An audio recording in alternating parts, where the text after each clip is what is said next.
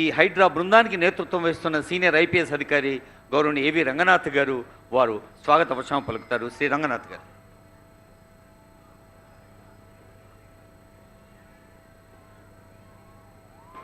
గౌరవనీయులు పెద్దలు, తెలంగాణ రాష్ట్ర ముఖ్యమంత్రి శ్రీ రేవంత్ రెడ్డి గారికి, గౌరవనీయులు కుకట్పల్లి శాసనసభ్యులు, గౌరవనీయులు శ్రీలింగపల్లి శాసనసభ్యులు, డిప్యూటీ స్పీకర్ రామచంద్ర నాయక్ గారికి, అట్లనే గౌరవనీయులు ఎమ్మెల్సీ గారికి, గౌరవనీయులు రాజ్యసభ ఎంపీ ఎలెక్ట్ వేం నరేందర్ రెడ్డి గారికి, బండి రమేష్ గారికి, అట్లనే వేదిక మీద ఉన్న సైబరాబాద్ మున్సిపల్ కార్పొరేషన్ కమిషనర్ గారికి, ఎండి వాటర్ బోర్డ్, ఇతర అధికారులకి, కలెక్టర్ గారికి అందరికీ కూడా, అట్లనే విచ్చేసినటువంటి మీ అందరికీ కూడా నా నమస్కారాలు. సెప్టెంబర్ 3వ వారం 2024లో హైడ్రా ఇక్కడ ఆక్రమణలను దాదాపు 16 ఆక్రమణలను తొలగించి ఇక్కడ అప్పుడు పెద్ద ఎత్తున రెసిస్టెన్స్ కూడా ఉండింది సార్ ఆ టైంలో. ఆ తర్వాత ఇక్కడ గౌరవ ముఖ్యమంత్రి గారి ఆదేశాలకు అనుగుణంగా ఎక్కడైతే కనుక హైడ్రా ఆక్రమణలు తొలగించిందో అక్కడ మనం చెరువులని పునర్నిర్మాణం చేసి జనాలకి మనం ఎందుకు ఆక్రమణలు తొలగించామనేది చేసి చూపిద్దామని చెప్పి వారి ఆదేశాల మీదకి హైడ్రా మొదటి విడత ఒక 6 చెరువులు టేకప్ చేయడం జరిగింది.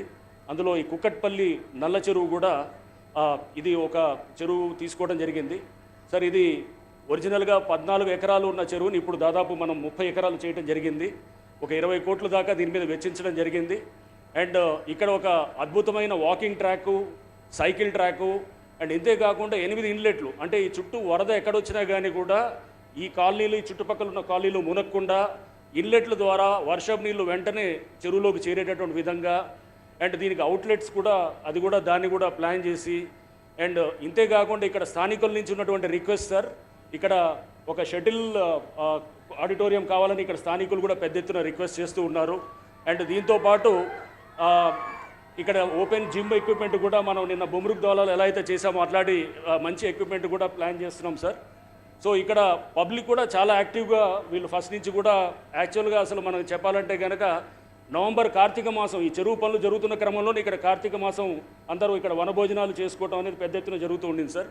సో ఇది మనకి చెరువు పనులు జరుగుతున్న క్రమంలోనే వేలాది మంది ఈ చెరువును ఉపయోగించుకోవటం, రోజు వాకింగ్ రావటం, మహిళలు కూడా ఇక్కడ పెద్ద ఎత్తున వాళ్ళు వాకింగ్ చేయటం, పిల్లలు ఆడుకోవటం, బ్యాట్లు లేకపోతే క్రికెట్ బ్యాట్లు, షటిల్ బ్యాట్లు పట్టుకొని ఇక్కడ ఆడుకోవటం, అంటే ఇక్కడ ఒక ప్లే గ్రౌండ్ వాతావరణం, ఇక్కడ ఒక పార్కు వాతావరణం, ఒక చెరువు వాతావరణం అన్నీ కలిపి ఇక్కడ ఈ నల్ల చెరువు కుకట్పల్లి అనేది ఇది తయారైంది సార్.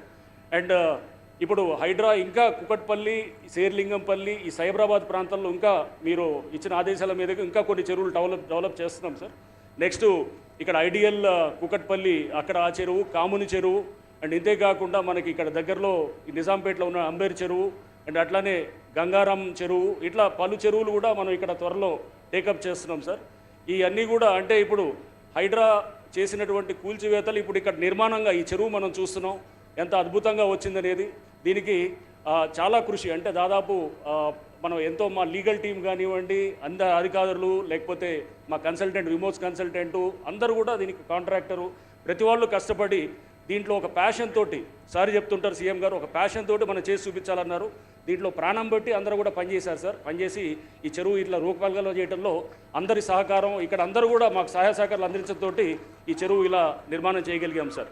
సో ఇది ఈ సందర్భంగా గౌరవ ముఖ్యమంత్రి గారి చేతుల మీద ఇది అవ్వటం కూడా మా అదృష్టంగా భావిస్తూ సెలవు తీసుకుంటున్నాం సార్. Thank you.